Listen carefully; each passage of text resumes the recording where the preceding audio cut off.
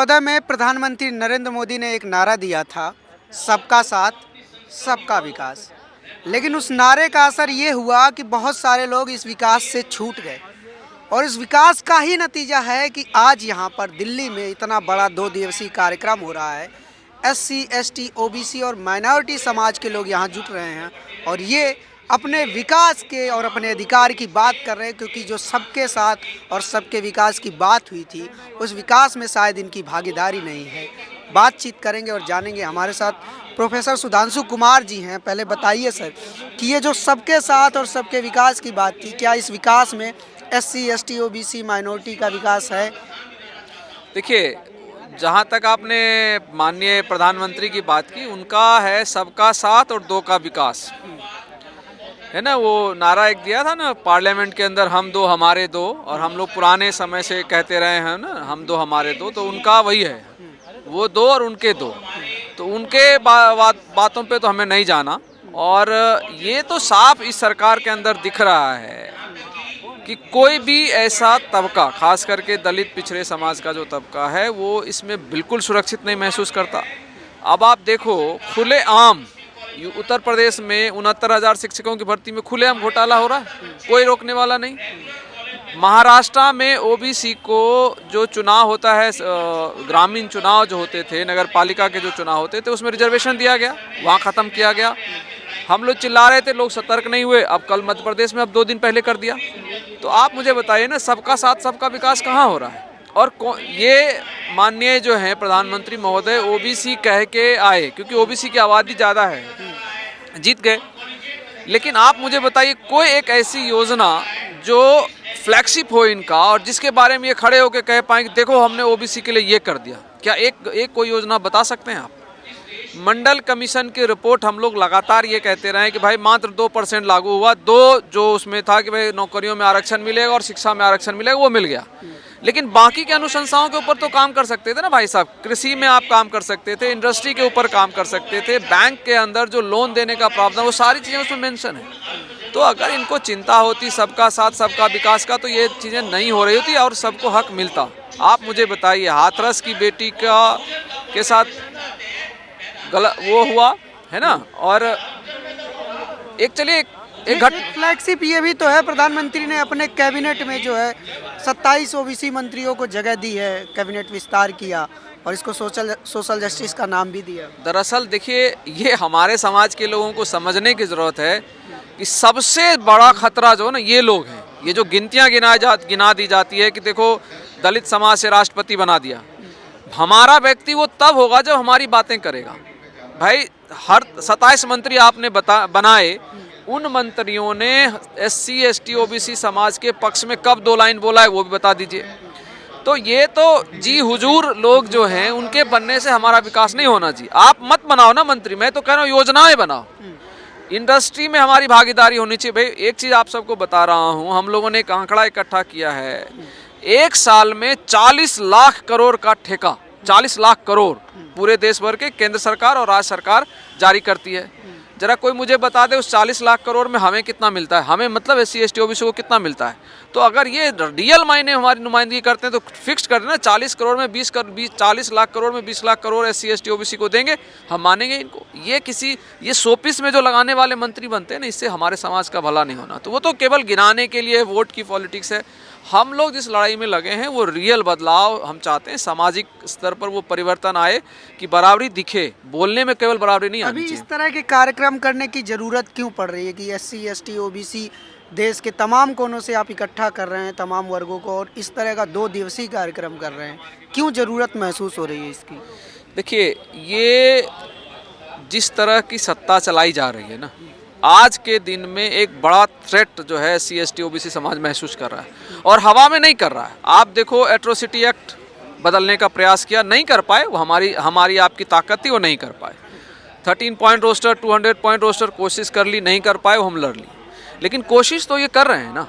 खुलेआम जो है RSS प्रमुख कहता है कि रिजर्वेशन की समीक्षा करेंगे। मैं कहता हूँ करो ना रिजर्वेशन की समीक्षा, लेकिन उसमें ये बताओ कि 85% को 50% तो रिजर्वेशन मिला हुआ है जी, और वो 50% में भी हम 10% पे पहुँचे हुए, कर लो समीक्षा। वो क्यों नहीं करते? कौन लोग हैं जो ये चीज़ें खाकर बैठे हैं? वो समीक्षा करो ना, हम तो तैयार हैं। क्या ये मुद्दे हैं इस आयोजन के? 3 महत्वपूर्ण मुद्दे थे। एक तो सामाजिक परिवर्तन। सामाजिक परिवर्तन में वही है कि एक तरह से एक मानस निर्मित करना चाहते हैं, एक मन हम अपने समाज में बनाना चाहते हैं जहां पर रियल मायने में SC ST OBC को भागीदारी मिले, बराबरी मिले। एक पॉइंट्स तो ये है हमारा। और उसमें कई बार हमारे समाज के ही लोग जो है, जो नहीं समझ पा रहे हैं कि क्या परेशानी है, क्या दिक्कतें हैं, तो उनको जागरूक करना है, एक तो ये है। और 2 जो अन्य महत्वपूर्ण मुद्दे हैं, एक तो है जातीय जनगणना का, जिसके ऊपर पिछले 4-5 साल से तो लगातार कह लीजिए, और 2011 में जब जनगणना हुई थी तब भी जो जनहित अभियान जो है उसके अंतर्गत हम लोगों ने काफ़ी प्रयास किया था राजनारायण जी के नेतृत्व में, तो वो उस समय एक्सेप्ट किया, कांग्रेस की सरकार थी और किस तरीके से छल किया गया सबके सामने। तो वो चीज़ें दोबारा हो, हम लोग इस, और ये आप सोचिए कि बयान दिया था गृह मंत्री राजनाथ सिंह जी ने कि भाई हम जातीय जनगणना कराएंगे, और जब आज जातीय जनगणना होने की बारी आ गई तो हम मना कर रहे हो। तो यही तो मैं कह रहा हूँ कि इनका बोलना और करने में इनका आसमान ज़मीन का फ़र्क। तो दूसरा पॉइंट तो हमारा वो है। और तीसरा जो महत्वपूर्ण मुद्दा है, जो ये लोग एक शोशाबाजी करते हैं, कह लीजिए, जो सरकारें, तमाम सरकारें, कोई एक सरकार नहीं कह रहा हूँ, तमाम सरकारों ने ये मान लिया कि हमने आरक्षण दे दिया तो इस वर्ग का भला हो, और दिखावे के लिए कागज़ पर तो हमें आरक्षण मिल गया, लेकिन ईमानदारी से उसको लागू नहीं किया गया, और अभी लागू भी नहीं हुआ है प्रॉपर। और आपने क्या किया, सरकारी संस्थानों को बेचना शुरू कर दिया, और रिजर्वेशन हमें मिला सरकारी संस्थानों में है, तो अल्टीमेटली क्या है, आपका प्रयास वही है कि हम खत्म हो जाए। देखिए, ऐसा तो नहीं है ना कि प्राइवेट कर दोगे तो लोगों को रोजगार नहीं मिलेगा, रोजगार तो लोगों को मिलेगा, प्राइवेट संस्थान में रोजगार देंगे। वो अलग बात है कि वो अपनी शर्तों पर देंगे, सैलरी कम होगी, वर्किंग आवर्स ज़्यादा होंगे, और उसमें रिप्रेजेंटेशन नहीं होगा। तो अल्टीमेटली कहाँ बात तो वही कि भाई आपने रिजर्वेशन मतलब एक हाथ से दे दिया और दूसरे हाथ से चीज़ों को वापस ले रहे हैं। तो ये 3 महत्वपूर्ण मुद्दे थे जिसके ऊपर ये सारा 2 दिन का हमारा 2 दिवसीय कार्यक्रम पैगाम WTP और SRA के माध्यम से। एक बहुत बड़ा वर्ग है मीडिया में जो ये कहता है कि अगर कास्ट सेंसस होता है तो उससे देश में जातिवाद फैल जाएगा, लोगों के अंदर नफरत फैल जाएगी, इसलिए कास्ट सेंसस नहीं होना चाहिए। जी बिल्कुल, आप जरा इनसे पूछिए जो लोग ये कहते हैं कि जो चैनलों में बैठकर तुम ये बताते हो कि उत्तर प्रदेश में इतना यादव है, इतना ब्राह्मण है, इतना दलित है, वो जातिवाद नहीं है। जातिवाद तो बैठकर ये मीडिया वाले फैला रहे हैं ना जी। ये इस जाति का व्यक्ति इस विधानसभा में ज़्यादा है, उसको खड़ा कर लेंगे, वो जीत जाएगा, वो कैसे, वो जातिवाद नहीं है। जातिवाद तो इस देश की जड़ में है, और वो हमने नहीं कहा, हमने नहीं बनाया, हमने कहाँ जातियाँ बनाई भाई। जिस दिन आप ब्राह्मण, क्षत्रिय, वैश्य और शूद्र का विभाजन कर रहे थे, उस दिन जातियाँ बन रही थी। और आज लोग ये कह सकते हैं कि जी वो तो पहले हुआ था, तो आज अपने मानस बदल लो ना। हमारी आबादी 85% है, हम 90% हैं, तो हमें दे दो 90% जगह। असली जातिवाद तो ये है ना कि हम 90% हैं और लोकतंत्र में रहते हैं, हम राजतंत्र में नहीं रह रहे हैं, लोकतंत्र में हम रह रहे हैं। हमारी आबादी, लोकतंत्र बहुसंख्यकों का होगा ना जी, सर गिनकर गिनती होती है ना, जितनी वोट होगी, तो 90% वोट हमारे हैं, लेकिन हम वहाँ मांगने वाले की स्थिति में पैदा हैं, और जो 10% वाले हैं वो कहते हैं कि हम तुम्हें दे रहे हैं।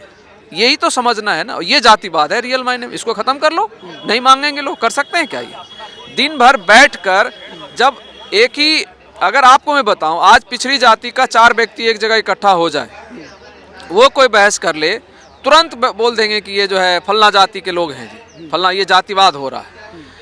कोई SC ST OBC का लीडर, एक जैसे मान लीजिए मायावती जी, बड़ी लीडर हो सकती थी ना, कैसे मीडिया ने उसको घेर के क्या कर दिया, दलितों की लीडर है। क्यों भैया, जब वो मुख्यमंत्री बनी थी उन्होंने क्या अन्याय कर दिया था अन्य जातियों के लोगों से? नहीं किया ना भाई, सबके लिए काम किया। अन्य जो मान लिया अखिलेश यादव, मुलायम सिंह या लालू यादव, नीतीश कुमार या वहाँ स्टालिन बने हुए हैं, क्या ये दूसरी जातियों के लोगों के साथ अन्याय कर रहे हैं? लेकिन आप उनको घेर के एक जाति का नेता बना देते हो, ये असली जातिवाद ना, इसको खत्म करो। आपको लगता है कि जब जाति की गणना होगी तो जातिवाद होगा, नहीं जी, जाति की जब गणना हो जाएगी, रियल पिक्चर देश में आएगा। जो प्रावधान सरकारी संस्थानों में किए जाते हैं वो स्पष्ट होगा कि किसकी मीडिया है, कितने लोग हैं, किस जाति के लोग, पता तो चले। कह दिया गया OBC समाज को तोड़ने के लिए कह दिया गया कि बिहार में, उत्तर प्रदेश में यादवों ने सब कुछ ले लिया। आज उत्तर प्रदेश में क्या हो रहा है? डिस्ट्रिक्ट मजिस्ट्रेट से लेके सुप्रिटेंडेंट ऑफ पुलिस किस जाति के लोग बने हुए? आज कोई नहीं कहता है आके कि वहाँ पर जो है एक जाति का शासन चल रहा है। आज वही सारी घटनाएं जब उत्तर प्रदेश में हो जाती है तब जंगल राज नहीं होता है। लेकिन अगर कोई दलित पिछड़ी जाति का नेता वहां राज करने लगता है तो एक कोई घटना हो जाती है तो जंगल राज हो जाता है। तो ये तो यहाँ का फर्क है ना जी। तो ऑलरेडी इस देश में जाति मूल में, तो बार बार मैं इसमें कहीं से मैं छुपाने की कोशिश नहीं करता। इस देश को अगर सुधारना है, जातिवाद खत्म करना पड़ेगा, और जातिवाद खत्म तभी होगा जब जातीय जनगणना होगी और लोगों के सामने, कहते हैं ना, दूध का दूध और पानी का पानी हो जाए। एक बड़ा इंटरेस्टिंग बातचीत आई है। योगी आदित्यनाथ अपने वहाँ विधानसभा में बोल रहे थे कि समाजवाद नहीं रामराज चाहिए। क्या सच में देश की जरूरत रामराज है या समाजवाद है? क्या होता है रामराज? मेरा सवाल तो यही है, क्या होता है रामराज? रामराज में बाली की हत्या होती है ना, छुप के मारते हैं। रामराज की ही कथा है जहाँ पर एक जो है शूद्र तपस्या कर रहा है, उसको आप मार देते हो। और वो क्या है, उस पे ऊपर समाजवाद क्या है वो लिखित में सबके सामने उपलब्ध है ना जी, हमारी आंखों के सामने। तो चलेगा समाजवाद गैर बराबरी को खत्म करने की बात करता है। समाजवाद समरसता और हर धर्म और हर जाति धर्म के लोगों को बराबरी पे लाने की बात करता है। और ये जिस रामराज की बात करते हैं, मान लीजिए वो भी गांधी जी भी बात करते थे रामराज की, तो गांधी जी वाला रामराज चाहते हैं या वो योगी आदित्यनाथ जो जिस रामराज की बात करते हैं जहाँ पर उनको जो है क्या कहते थे, शमशान और कब्रिस्तान। तो शमशान और कब्रिस्तान, क्या राम अगर होते आज तो शमशान और कब्रिस्तान का विभाजन करते क्या? अगर मैं इन्हीं की भाषा में बात करूं तो अगर आपका रामराज में शमशान और कब्रिस्तान होता है तो फिर वैसा रामराज नहीं चाहिए जी। रामराज का मतलब अगर इनकी भाषा में हम समझे तो रामराज में तो कहता था कि भाई बाघ और बकरी एक ही जगह पर पानी पियेंगे, और तुम तो जो है एक दो धर्म के लोगों को एक साथ नहीं रहने देना चाहते हो। तो तुम्हारा कौन सा रामराज है भाई? ये झूठा रामराज। और इन्होंने वैसे मंचों पर, इनके मंचों से क्या क्या कहा जाता है दूसरे धर्म और दूसरे जाति के लोगों के बारे में। तो ऐसे रामराज, ये इनका हर चीज़ मौखिक होता है, दिखावा होता है, वोट बैंक करने के लिए होता है। रियल, ये तो मैं कहता हूँ कि इनको रामराज की भी ईमानदारी की समझ नहीं है, सच्चाई क्या है रामराज की उसकी समझदारी नहीं है। और ये देखिए माना हुआ सच है, समाजवाद अगर हम ईमानदारी से मेहनत करके ले आए, वैश्विक स्तर पर आप देख लो रियल मायने में जहाँ समाजवाद आया है, गैर बराबरी खत्म हुई, समरसता आई, जाति और धर्म के झगड़े खत्म, तो समाजवाद ही देश को आगे ले जाएगा। ये इनके वाला ये जो भाजपा वाला रामराज है उससे देश आगे नहीं जाएगा, देश पीछे जाएगा। बिल्कुल, बहुत बहुत शुक्रिया प्रोफेसर सुधांशु हमारे साथ बातचीत करने के लिए। तो ये थी पूरी बातचीत। आपको ये बातचीत कैसी लगी हमें ज़रूर बताएं।